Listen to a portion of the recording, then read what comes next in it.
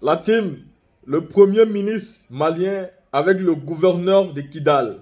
Pour ceux qui n'ont pas vu la dernière vidéo que j'ai faite sur la nomination du gouverneur de Kidal, vous pouvez aller la revoir sur ma chaîne.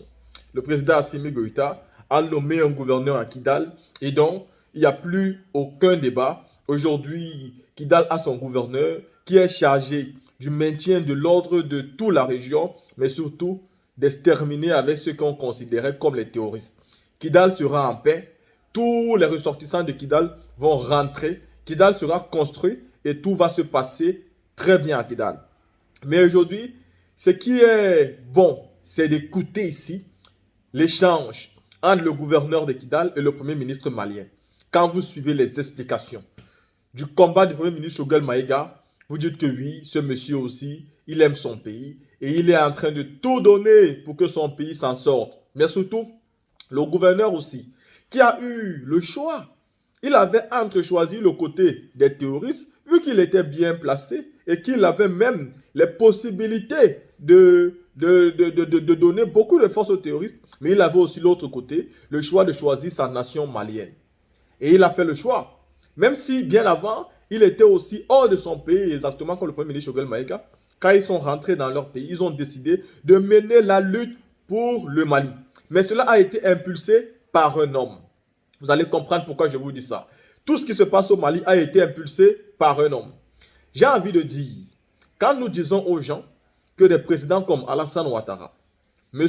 Paul Biya, M.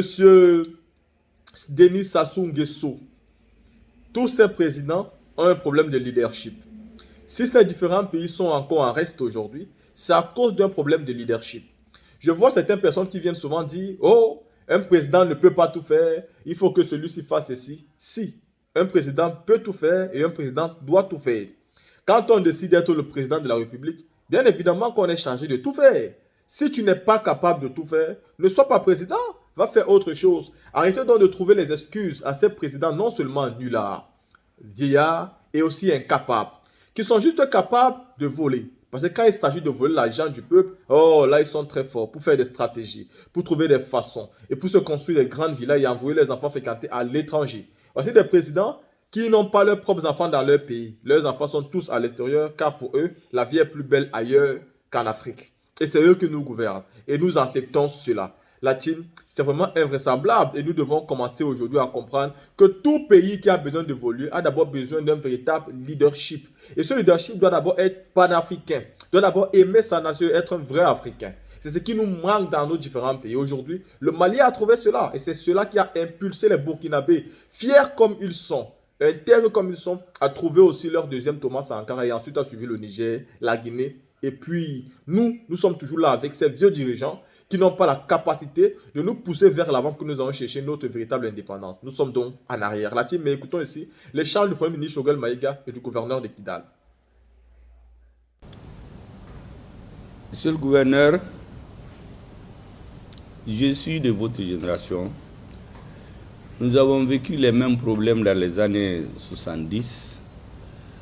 Nous avons tous été amenés à changer d'itinéraire pour diverses raisons.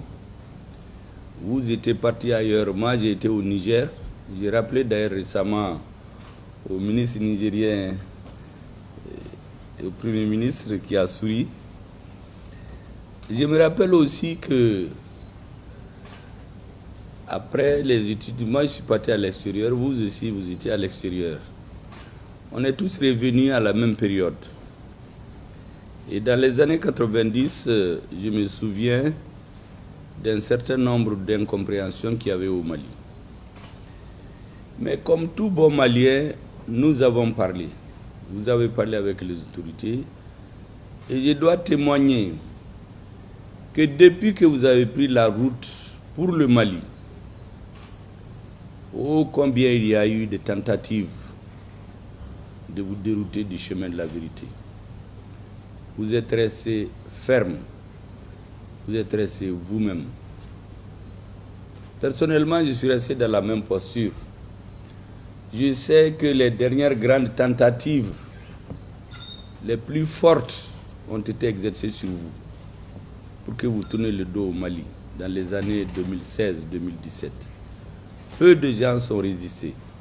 Il y a beaucoup de partisans de la transition aujourd'hui qui n'avaient pas compris en son temps que vous avez choisi la voie de l'avenir, la voie de l'honneur, la voie de votre pays. Et en 2021, exactement le 4 septembre, je n'étais pas encore nommé Premier ministre officiellement, quand le président de la transition m'a convoqué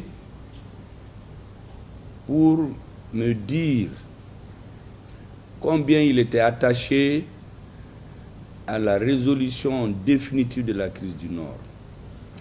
Ce jour-là, le 4 juin 2021, le président a reçu en ma présence l'ensemble des dirigeants des mouvements armés appartenant à la CEMA. Il leur a dit ceci. Il leur a dit que dans 2 jours, autrement dit vers le 7, ce monsieur va être nommé Premier ministre. Et quand il sera nommé, je souhaite qu'il soit un de vos interlocuteurs privilégiés. J'ai tenu au bon la balle du président. Le lendemain, j'ai invité mes interlocuteurs à une discussion d'échange. Nous avons fait pratiquement 2 heures de temps. Je dois dire que j'étais optimiste ce jour-là. Je leur avais dit que nous avons une chance inouïe pour notre pays. Nous avons à la tête de l'État des jeunes officiers qui ont fait pratiquement la moitié de leur vie au nord. Je sais aussi, comme vous êtes là, que beaucoup ont travaillé sous votre commandement. Je leur ai dit aussi que moi je viens du nord et j'ai vécu toutes les difficultés et tous les problèmes qui pouvaient être cités ici et là. Donc on ne m'apprend rien. Je n'apprends rien dans les livres. Je suis de la même génération qui a subi les sécheresses des années 70-73 et de 74. Je leur ai dit que j'ai la chance d'être là aujourd'hui à côté de ces jeunes officiers. Eux, ils sont là à la tête des mouvements. Conjuguons nos efforts à 3. Si nous sommes de bonne foi, nous pouvons écrire des grandes pages dans l'histoire du Mali. Ce jour-là, j'étais convaincu que beaucoup parlaient sincèrement avec moi. Je n'en ai même pas parlé au président d'ailleurs. Parce que je me disais qu'il fallait que nous travaillions pour lui montrer que nous allons l'aider, lui et ses compagnons, et l'armée nationale, à faire sortir le Mali du bourbier dans lequel il était. Après eux, j'ai tenu des rencontres individuelles avec beaucoup de ressortissants du Nord qui étaient impliqués plus ou moins dans la gestion de la crise, d'autres dans des fonctions de ministre, de conseiller, beaucoup de rencontres individuelles. C'était pour me permettre de me faire une opinion sur ce que l'entourage pense, comment on va résoudre ce problème. Parce que je voulais qu'on apporte une valeur ajoutée à l'action des patriotes militaires qui se sont retrouvés à la charge de l'État. Sachant très bien que l'action militaire, elle seule, j'ai dit au ministre la dernière fois, ça fait peut-être 25% des efforts du peuple.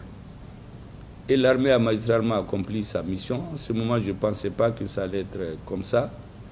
J'avais une idée. Mais je disais qu'il faut qu'on se donne la main pour leur permettre de réussir.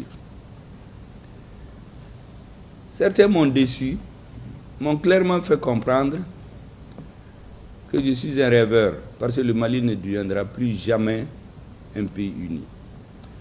D'autres ont donné des conseils en disant de se méfier, que je suis trop idéaliste. Certains ont donné des conseils d'usage, mais globalement,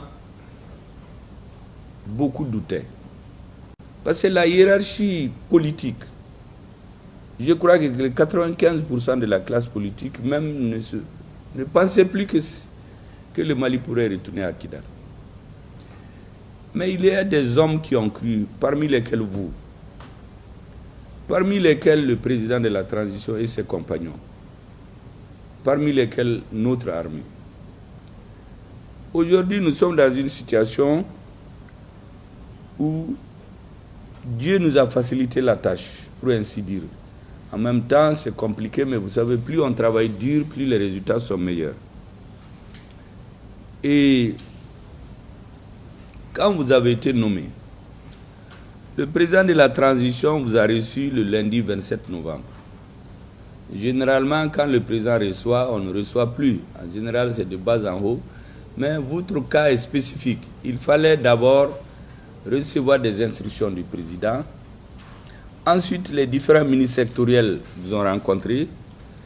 Et avant que vous ne partiez dans votre mission, que je crois ne saurait tarder, parce que tout le monde est pressé, j'ai jugé utile en tant que chef de l'administration malienne de vous rencontrer et donner quelques avis d'usage. C'est des avis qui ne seront pas forcément plus pertinentes que celles que vous avez déjà reçues auprès du président et des autres ministres, ni celles que vous connaissez, parce que vous êtes un homme de terrain. Et donc, ces informations, comme on le dit en Bambara, nonote degeche, on dit le lait ne peut pas gâter la crème. Donc tout ce que je vais dire, c'est des ajouts. Je sais que vous en connaissez beaucoup. Je voudrais, avant votre départ, donc je dirais imminent, parce que c'est attendu par tous les Maliens, vous renforcer dans les orientations données par le président de la transition, chef de l'État. C'est au nom de l'État malien donc, que ces instructions ont été données.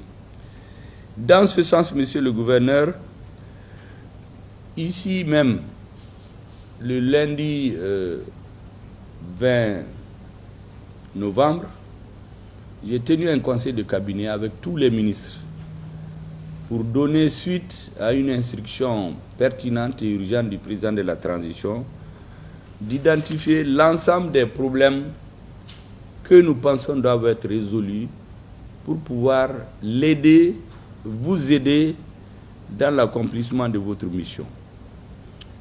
C'est dans ce sens que nous avons élaboré un document que voici. Et certains ministres sont des retardataires. Je viens de signer une lettre urgente pour leur dire que d'ici vendredi après-demain, que toutes les réponses soient envoyées au ministre de l'administration territoriale, au monsieur le ministre d'État, pour en faire la synthèse, et nous allons les remettre tous au président de la transition qui sera le vrai maître à bord. Ce sera exactement lorsque, quand notre pays a subi l'embargo de la CEDEAO, nous nous sommes réunis en urgence, on a élaboré le plan de riposte, on l'a discuté, adopté, on l'y a remis.